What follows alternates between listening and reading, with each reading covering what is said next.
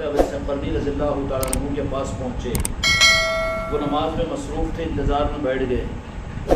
جب وہ نماز سے فارغ ہوئے تو سلام عرض کیا اور دونوں نے ان کی ہتھیلی اور پہلو پر نشان دیکھے, کیونکہ نشانی بتا کر تو جہاں کے مالک نے حضرت عمر فاروق اور حضرت مولا علی مشکل کشا علیہ السلام کو نشانی بتا کر, نشانی کے بتانے کا مطلب کیا تھا کہ کسی رخ کے اعتبار سے ان کو تو شک نہیں ہو سکتا تھا میرے آقا کی بات پر. وہ اپنے نظروں سے زیادہ یقین کرنے والوں کو صحابہ کہتے ہیں. شک کرنے والے تو منافقین بنے, لیکن صحابہ کے ایمان کا کمال یہ تھا کہ وہ میرے آقا ہی کے ارشاد کو اپنی نظروں سے نہیں بلکہ اپنے تجربے اور اپنی عقل و فہم و فراست, بلکہ میرے آقا کی حقیقت کا عقیدہ صحیحہ یہ ہے کہ اعتبار تو اس بات پر ہی کیا جائے گا, اس بات پر کہ قرآن عقیدہ ہے, قرآن کے ایک لفظ پر, لیکن قرآن کو ماننے کے لیے تصدیق مصطفیٰ ضروری ہے. یہ بات یہ نہیں ہے. اس لیے قرآن بھی میرے آقا کی ذات کی کل حقیقتوں کو واضح اور ظاہر نہیں کر سکتا. بات تھوڑا سا عقیدے میں بہت نازک ہے, لیکن سمجھنے سے تعلق رکھتی ہے کہ قرآن بھی مکمل میرے آقا کی حقیقت کو ظاہر نہیں کر سکتا, اس لیے کہ قرآن اللہ کا کلام ہے جو حکمت سے بھرا ہوا ہے. قرآن حکیم کہتے ہیں, حکمت سے بھرا ہوا ہے. تو بندوں, حکمت کا مطلب یہ ہے کہ حکمت مرض جتنا ہے مریض کے مزاج کی رعایت کے ساتھ اس کو ڈوز دیا جائے گا. اللہ تبارک و تعالیٰ نے قرآن پاک کو نازل کیا ہے صرف مسلمانوں کے لیے نہیں, مومنوں کے لیے نہیں, اہل طریقت کے لیے نہیں, بلکہ صرف اہل شریعت کے لیے نہیں, بلکہ نزول قرآن کا مقصد رب کی بارگاہ میں, رب کے پاس میں سارے انسانوں کے لیے, ہدی للناس, ہر قوم اور ہر انسان کے لیے, ہر ملک والے کے لیے, ہر بنی آدم کے لیے, قیامت تک کے لیے, ہدی للناس کے سارے انسانوں کی ہدایت کے لیے. تو اگر اس قرآن پاک کو صرف اور صرف اگر ایک رخ کے اوپر اللہ تبارک و تعالیٰ یا پھر وہ حقیقت کو اگر ظاہر کر دیتا تو میرے آقا کی عظمتیں, میرے آقا کی مقامات اور اللہ تبارک و تعالیٰ کے پاس سے میرے آقا کے ساتھ جو معاملات ہیں اس کو قرآن ظاہر نہیں کر سکتا. جب قرآن جس کے ایک لفظ پر ہمارا ایمان ہے, جس کے بغیر ایمان قابل قبول نہیں ہے نا, اس باروں کے اوپر ایک لفظ پر ہمارا ایمان ہے. اگر کسی آیت یا کسی بھی حرف کے اوپر زیر و زبر کے اوپر بھی اگر فرق آ جائے تو عقیدہ خراب ہو جائے گا, اور جس کا ایمان قرآن پر نہیں ہے وہ مسلمان نہیں ہو سکتا, نہیں ہو سکتا. تو وہ قرآن مجید بھی میرے آقا کی حقیقت کی ترجمانی پوری نہیں کر سکتا. کیوں نہیں کر سکتا؟ اللہ تبارک و تعالیٰ کا قانون یہ ہے کہ یہ کتاب ہم نے قرآن حکیم بنائی ہے, ہدی للناس, سارے انسانوں کے لیے ہے.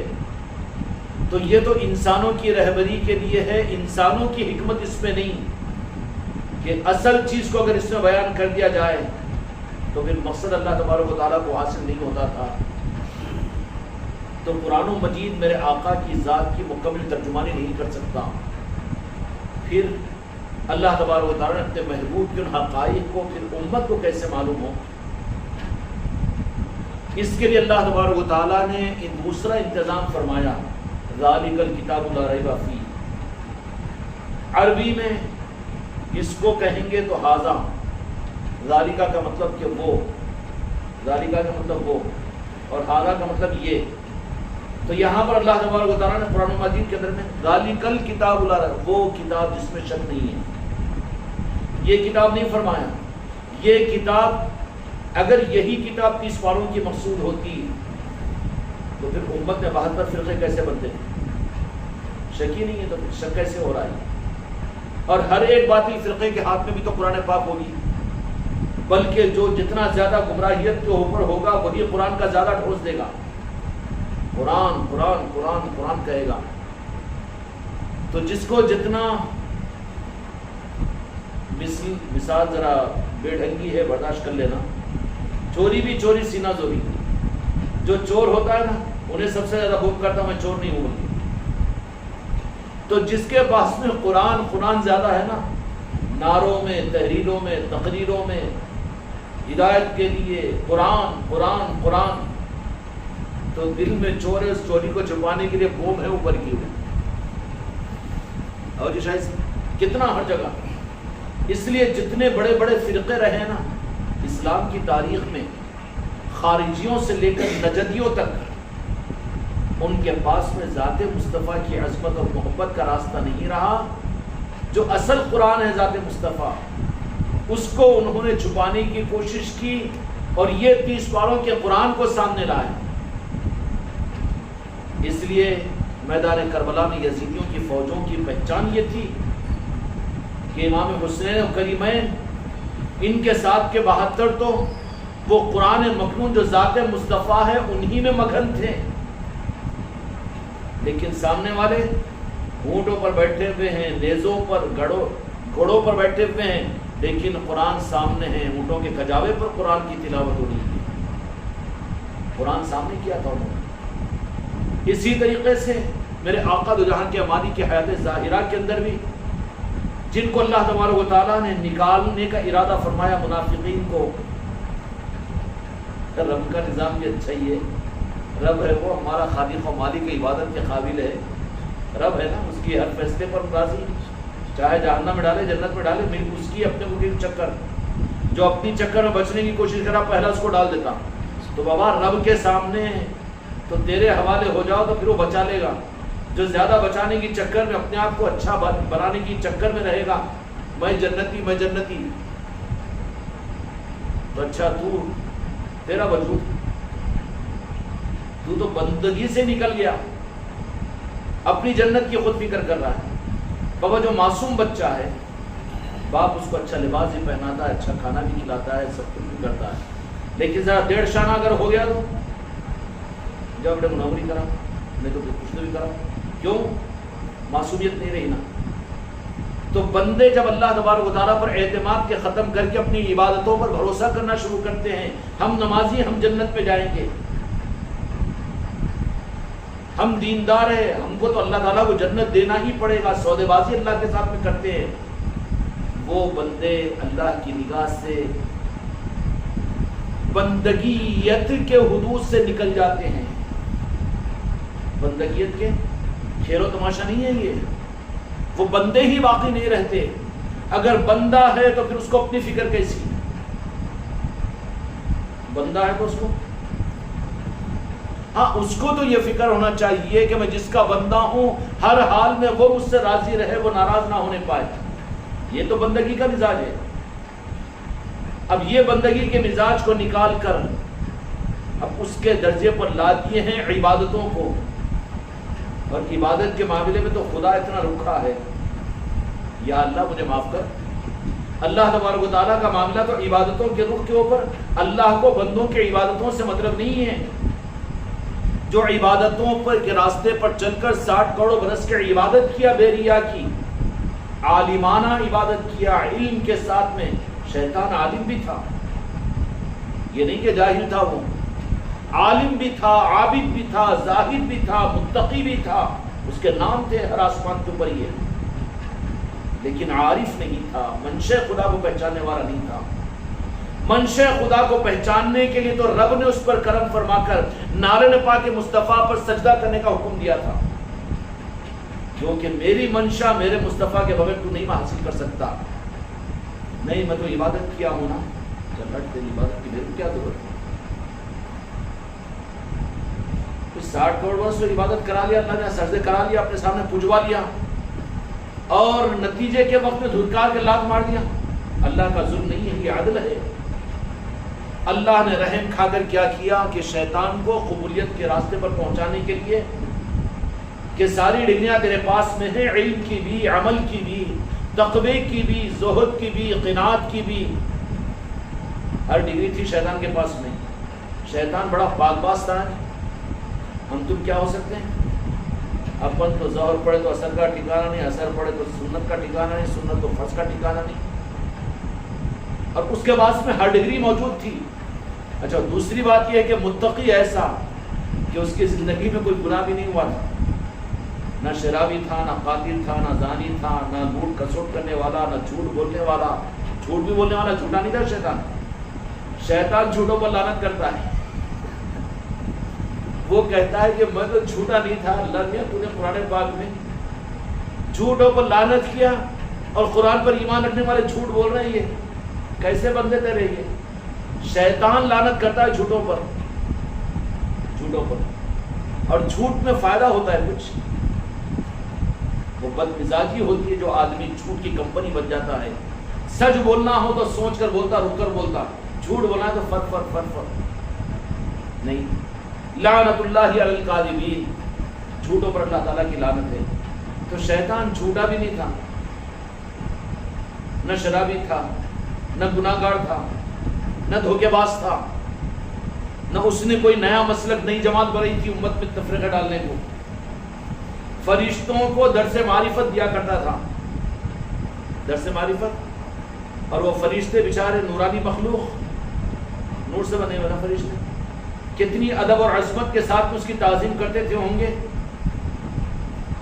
گوپن کے جھولے میں بٹھا کر پہلے آسمانی دنیا کے فرشتوں کا درس پورا ہو جاتا. تو عبداللہ شاہ صاحب محدث دکن رحمۃ اللہ علیہ نے لکھا میلاد نامے کے اندر میں کہ اسی جھولے کو فرشتے جھلاتے ہوئے دوسرے آسمان پر لے جاتے، اور دوسرے آسمان کے فرشتے استقبال کے لیے ہمارے متقی آ رہے ہیں، متقی آ رہے ہیں، نعرے تکبیر بول کے استقبال کرتے تھے. جس کا اب یہ بیٹا پیر بگڑ جاتا ہے، میرے مریدہ میرا استقبال بول کر رہے، پاگل ہے تم. اب اس ملک کے اندر میں اگر انسانوں کے اندر بھی تم کو انسانوں کی ہمدردی ہے، انسانوں کو اگر حق دینا ہے، تو اب نہیں بلکہ میرے غریب نواز کی آمد کے بعد سے لے کر قیامت تک اگر انسانوں میں تم تبلیغ کرنا چاہتے ہو تو تم اپنے مسلک و جماعتوں کی بنیاد پر کرو. تو پھر انجام یہی ہوگا کہ زندگیوں میں نہیں تو پھر تم تو کہہ کر چلے جائیں گے، لیکن تمہارے ماننے والے پھر یہ تو جیل کے سلاخوں کے پیچھے جائیں گے، یا نہیں تو مصیبتوں میں پڑ جائیں گے، یا نہیں تو پھر اللہ تعالیٰ کے غضب و قہر کے حوالے ہو جائیں گے. اب میرے آقا جی کے اس ہندوستان میں تشریف لانے کے بعد مہر لگا دی پیران پیر غوث العظم مولا علی نے کہ اب اسلام کی بقا، اسلام کا پھیلنا اور اسلام کی حفاظت صرف اور صرف خواجہ خواجگان ہی کے طریقے سے ہوگی. کان کھول کر سن لے، اب کوئی مسلک کی ضرورت نہیں ہے، کوئی نظریے کی ضرورت نہیں ہے، کوئی کتاب کی ضرورت نہیں ہے، کوئی قائد کی ضرورت نہیں ہے، کوئی علامہ کی ضرورت نہیں ہے، اور کوئی مجدد کی ضرورت نہیں ہے. کیوں؟ سلطان ہند کو اس ملک کا مالک بنا کر بھیج دیا گیا، اور ان کی ملکیت میں، ان کے ملک میں کوئی اور نظام کو وہ کیوں؟ کیا وہ نعوذ باللہ محتاج ہے؟ سیکنڈ کے اندر میں مولا سے رابطہ ہو جاتا ہے، اور مولا کے اشارے پر چلنے والے ہوتے ہیں کہ مولا اس ملک کے اندر میں یہ مسئلہ ہے، کیسے ہونا چاہیے. اس کے مطابق میں خواجہ خواجگان اس ملک کے نظام کو چلاتے ہیں. یہ ایک کنیکٹڈ نظام ہے. یہ وہ مسلک اور جماعتوں کے محتاج ہیں جو ان کے نظام سے کٹ کر. خوش قسمتی یہ ہے کہ ہم غلاموں کو، وابستگان خانقاہ محمدی کو، ہمارا تو بابا کعبہ اور قبلہ تو ہم نے متعین کیا ہے قیامت تک کے لیے اپنے بچوں اور اپنے خانقاہ کے لیے. انی وجہت وجہی للذی فطر السماوات والارض حنیفا وما انا من المشرکین. ہم نے ہر جہت سے، کا مطلب ہر نظریے، ہر تحریک، ہر جماعت اور ہر چیز سے اپنے رخ کو موڑ کر خواجہ خواجگان تمہارے در کی طرف میں کر لیا ہے.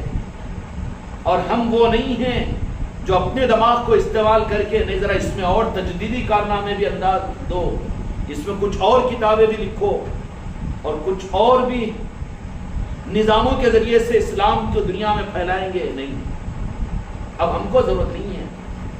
مولا علی کا یہ نظام سلطان الہند کو قیامت تک کے لیے اس ملک کا مالک بنا دیا گیا.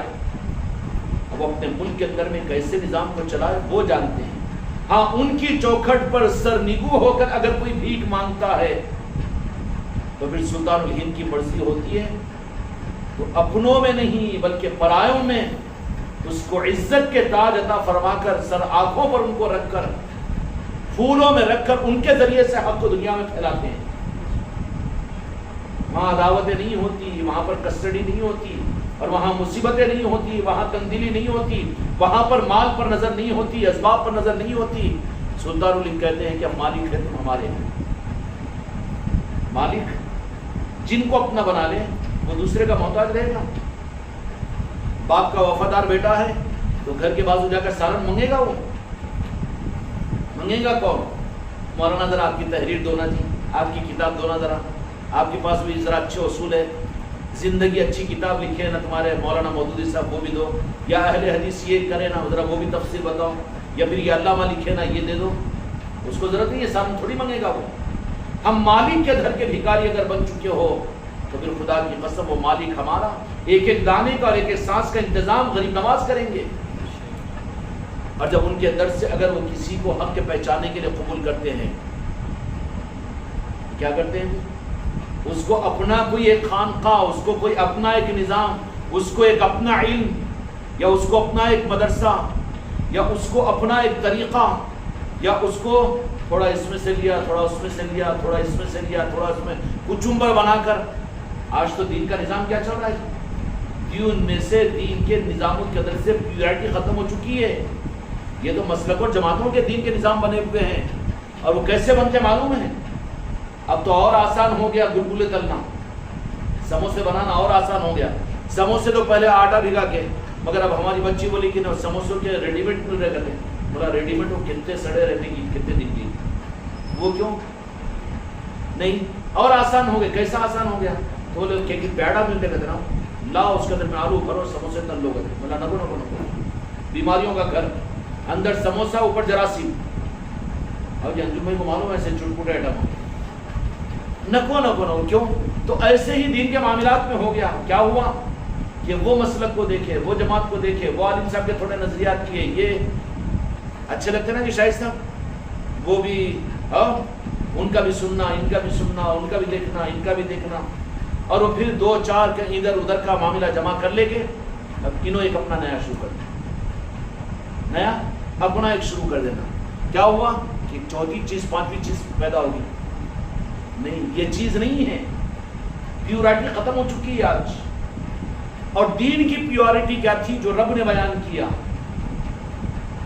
دین کی پیورٹی کی پہچان صرف خدا کی قسم رب کی طرف سے جو بندوں کو ملی اپنے، کہ تم ٹوٹ کر میرے محبوب کے ساتھ محبت کرو. یہ اصل کوالٹی ہے جو رب کی طرف سے بندوں کو دیا گیا. یہ ہے کوالٹی، یہ ہے پیورٹی. اور آج یہ پیورٹی کو چھپا دیا گیا.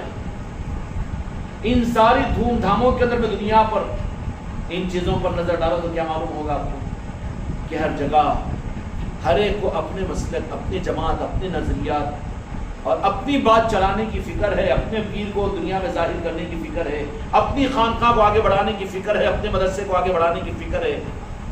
لیکن وہ پیورٹی کو چھپانے کے لیے تو سب استعمال ہوتے ہیں. لیکن اس پیورٹی کو جو رب نے دیا ہے، اور رب نے پیورٹی کو بہت آسان کر دیا. یہ پروڈکٹ کے پاکٹوں کا دودھ کتنا مشکل ہے بنانا، سپلائی کرنا، اور برخلاف اس کے پیور دودھ حاصل کرنا. بھائی ایک بھینس خریدو، جا کے جنگل میں خود چراؤ، خود نچوڑو، خود پی لو، پیور دودھ ملے گا کہ نہیں ملے گا؟ اور یہ پاکٹ کا دودھ بنے گا کہاں سے؟ انتظار کرو، پھر پیسے خرچ کرو، تب تم کو دودھ ملے گا. ایک بکری خریدے ہیں، بکری کے دودھ نکالو، پی لو. پیورٹی کی چیز آسان ہوتی ہے. رب نے انسانیت کو پیورٹی جو دیا تھا وہ صرف اور صرف پیورٹی ہے. دین اور دین کی کوالٹی اصل خدا کی قسم صرف میرے مصطفیٰ سے ٹوٹ کر محبت کرنا ہے. اور یہ پیورٹی صحابہ کرام کو حاصل ہو گئی تھی. اس لیے صحابہ کرام رضوان اللہ تعالی علیہ اجمعین ان کا رخ کسی اور طرف میں نہیں رہتا تھا، بلکہ ان کا رخ تھے وہ اپنے وقت میں محدث بھی، مفسر بھی، مجاہد بھی، اور بڑی بڑی خدمات. لیکن خدا کی قسم ہر صحابی کا جو دل کا رخ رہتا تھا وہ اصل پیورٹی کے دین کی طرف میں، وہ نالہ پاک مصطفیٰ تھا. کیا تھا؟ اور یہ پیورٹی آج کتنی دور ہو گئی. اگر یہ بات کرو سمجھ میں نہیں آتی اس کو دین نہیں سمجھتا کہ میرے آقا سے ٹوٹ کر اپنی جان سے زیادہ محبت کریں. یہ کیا ہری جھنڈیوں کی بات کریں کیا جنہوں کو؟ ہاں، پروڈکٹ کے پاکٹ کے دودھ آپ پیتے پیتے، اور بھینس کا دودھ پیور ہے، نکو نکو وہ بھینس کیچڑ میں بیٹھتی کرتی، کیچڑ بڑھتی تو دودھ میں کیچڑ آ گیا کہ اتنا نظام خراب ہو گیا۔ اگر یہ پیورٹی کی بات کرو قرآن و حدیث کی جو رب نے بیان کی ہے کہ میرے محبوب سے تم ٹوٹ کر محبت کرو، اگر یہ پیغام بولو ارے یہ بھی کوئی بولنے کی بات ہے، ارے بابا اصل تو یہی ہے نا۔ اور اس کو اللہ نے آسان بنایا۔ ایک بندہ اگر دل سے ٹوٹ کر میرے آقا سے محبت کر لے، اگر اس کو موقع نہ ملے، اس کا مطلب یہ نہیں کہ تم لوگ دین کو چھوڑ دو۔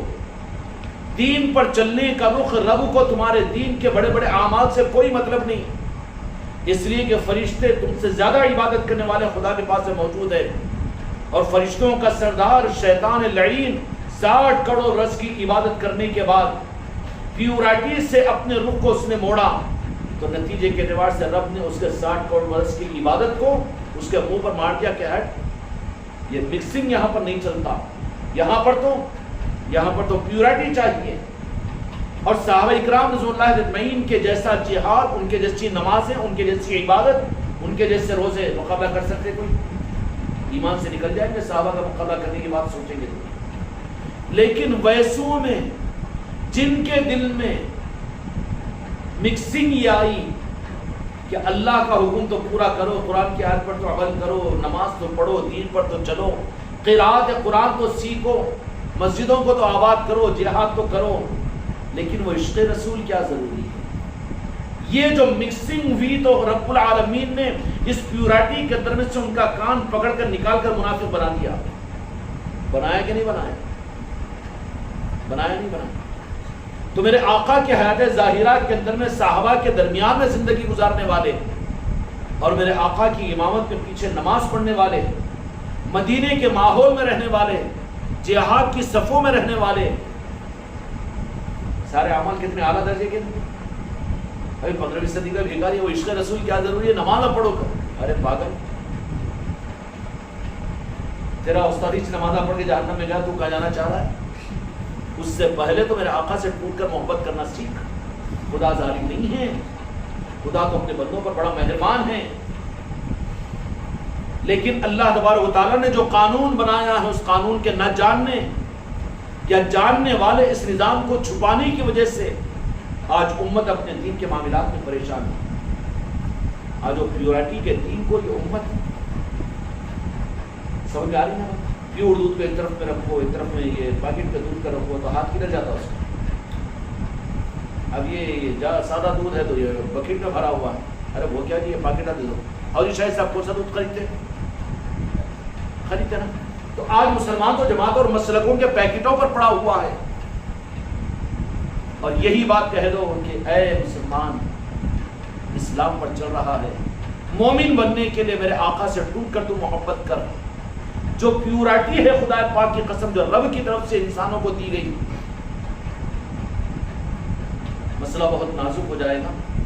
کوئی آدمی اگر ٹوٹ کر میرے آقا سے محبت کر لے، اس کے بعد اس سے نماز کا کوئی موقع نہ ملے، زکوٰۃ وہ نہ دے سکا ہو، جہاد نہ کر سکا ہو، ایک روزہ بھی نہ رکھ سکا ہو، لیکن وہ میرے آقا سے محبت کے بعد اگر اس دنیا سے چلا گیا تو بغیر نماز اور بغیر دین کے بھی سیدھا جنت میں جائے گا وہ۔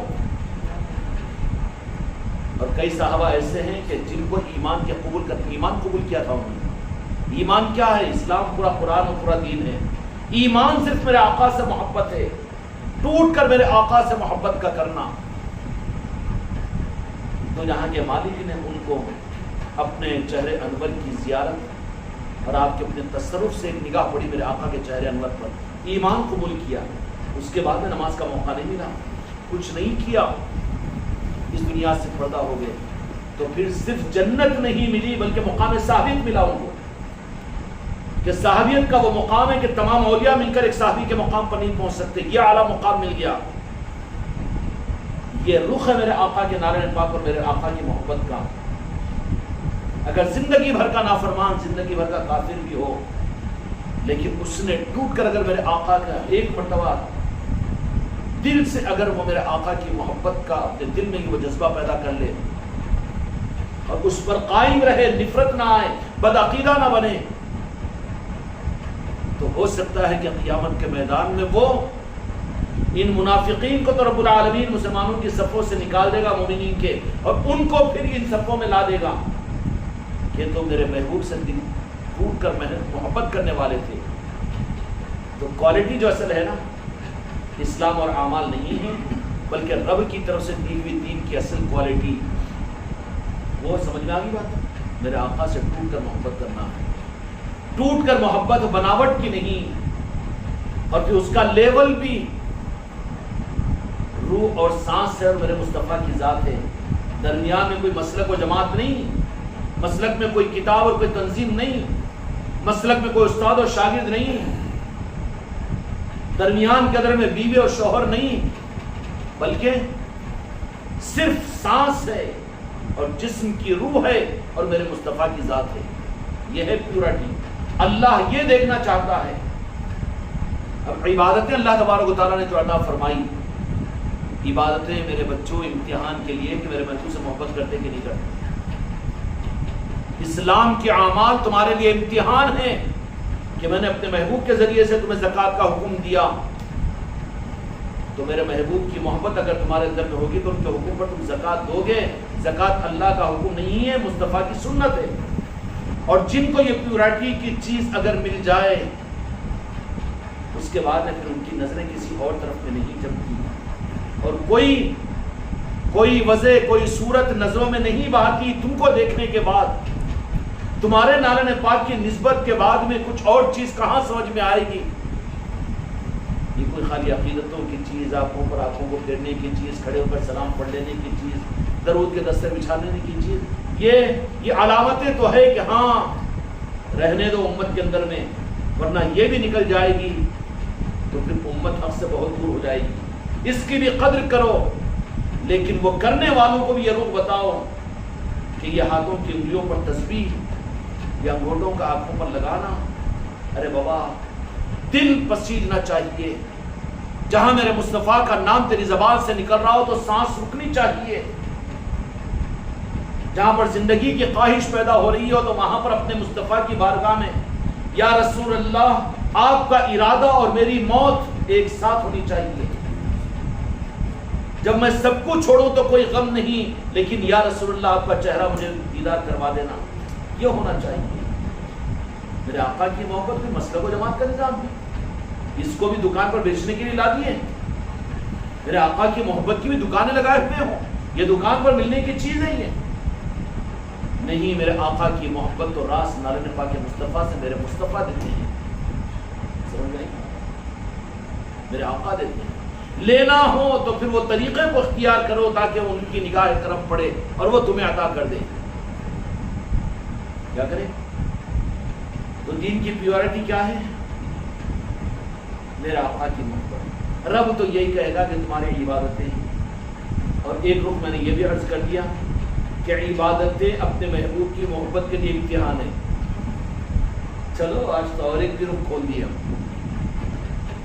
کیا ہے؟ عبادتیں اپنے محبوب کی محبت ہے کہ نہیں، اس کے امتحان کے لیے رب نے فرض کی ہے. زکوٰۃ فرض کی تو میرے محبوب نے تمہیں زکوٰۃ دینے کا حکم فرمایا.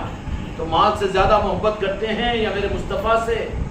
اگر میرے مصطفیٰ سے محبت کرتے ہیں تو مال کو لٹا کر یہ خوش ہوں گے میں اتنی زکوٰۃ دیا، انہیں حماقت اور اکڑیں گے نہیں. اللہ نے جو عبادتیں دی ہے، نماز، روزہ، زکوٰۃ اور حج، اور جو کچھ بھی اللہ تعالیٰ نے احکامات دی ہے، وہ کائے کے لیے؟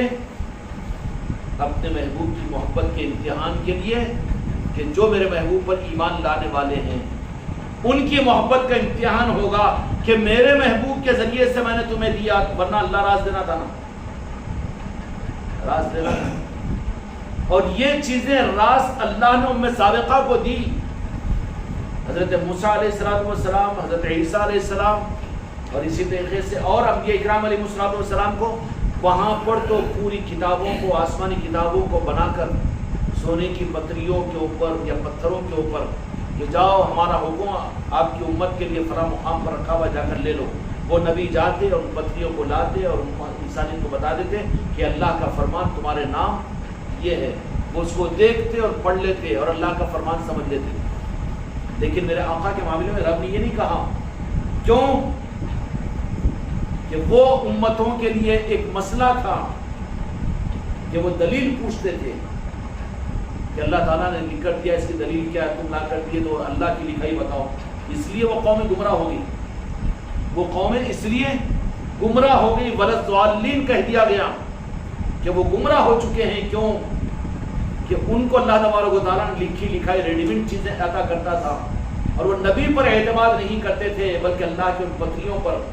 تو رب العالمین نے کرم فرمایا، میرے رب العالمین نے، میرے مصطفیٰ کے خالق و مالک نے ہم غلاموں کے اوپر اپنے محبوب کے نارے پاک کے صدقے میں یہ کرم فرما دیا کہ اس چیز کو بھی ہمارے لیے نہیں رکھا.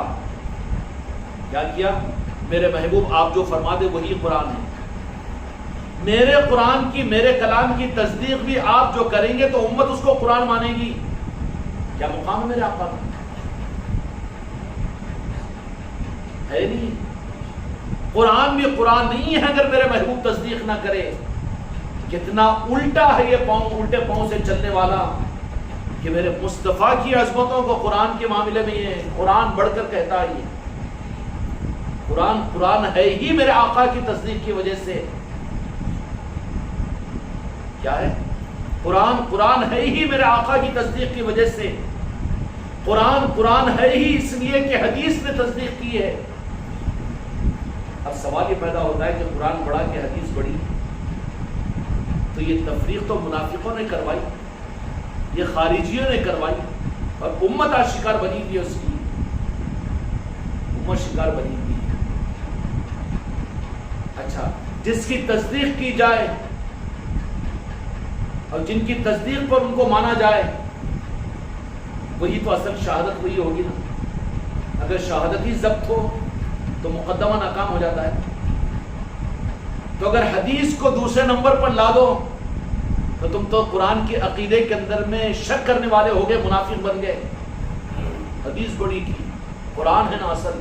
حدیث کو کیوں بول رہے ہیں؟ پھر حدیث سے ضعیف ہے کہ وہ امت اس گمراہیت میں آئی ہے. آج یہ کیوں ہوا کہ امت سے اصلی جو اللہ تبارک و تعالیٰ نے جو اصل چیز کوالٹی کی اور سپریارٹی کی جو امت کو عطا کی تھی اپنے محبوب کے صدقے میں، وہ اپنے محبوب سے محبت کا عنصر اور اپنے محبوب سے محبت کا نظام دیا تھا. اس کے چھوٹنے کی وجہ سے یا اس کی ناقدری کے عذاب میں اللہ نے عملوں کی طرف میں لگا دیا. اس لیے کہ کان کھول کر سن لو، سنت تو میرے آقا کی محبت کے بغیر ہو تو منافق اس سے زیادہ سنت پر عمل کرتے تھے. کرتے تھے کہ نہیں کرتے تھے؟ کمرے جھک جاتی تھی ان کی عبادتیں کرتے ہوئے، تو تم خالی مسواک کی گاڑی جیب میں رکھ کے ڈھونس دیتے کہ ہم سنت پر عمل کرنے والے. جو سنت پر عمل میرے مصطفیٰ کی محبت کی بغیر ہوگا وہ حجت ہوگی. تم تو سنت کی بات کر رہے ہیں. آج میں بیٹھ کر یہاں پر عرض کرتا ہوں کہ اللہ نے جو فرائض بھی تم کو اور امت کو قیامت تک کے لیے قرآن پاک میں جن چیزوں کو فرض کیا ہے، ان فرائض کا مقصود بھی رب کا صرف اپنی محبوب کی محبت کو آزمانا ہے.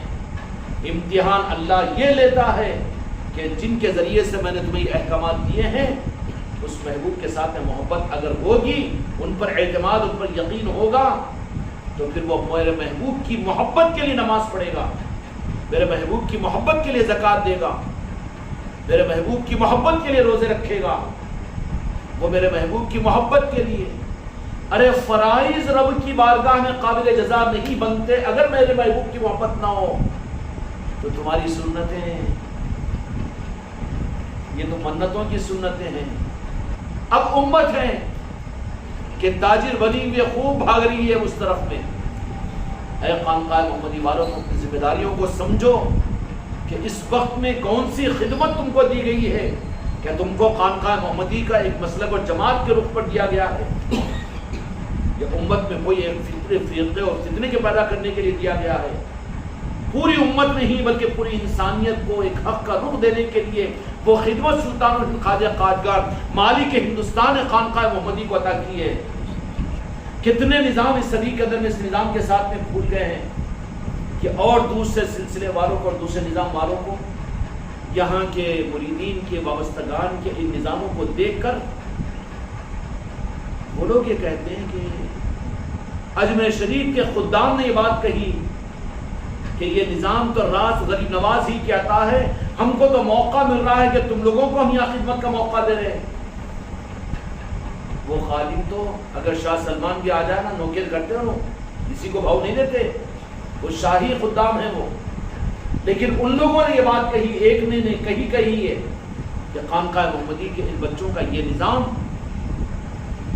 ہمارے پاس میں نہیں، ہمارے خلیفہ اور مریدوں کو تک انہوں نے کہا ہے، ہم جانتے ہیں یہاں پر صدیوں سے ہماری نسلیں ہیں کہ جو نظام خانقاہ محمدی کا ہے اور یہاں کے بچوں کا، یہاں کے مریدوں کا ہے،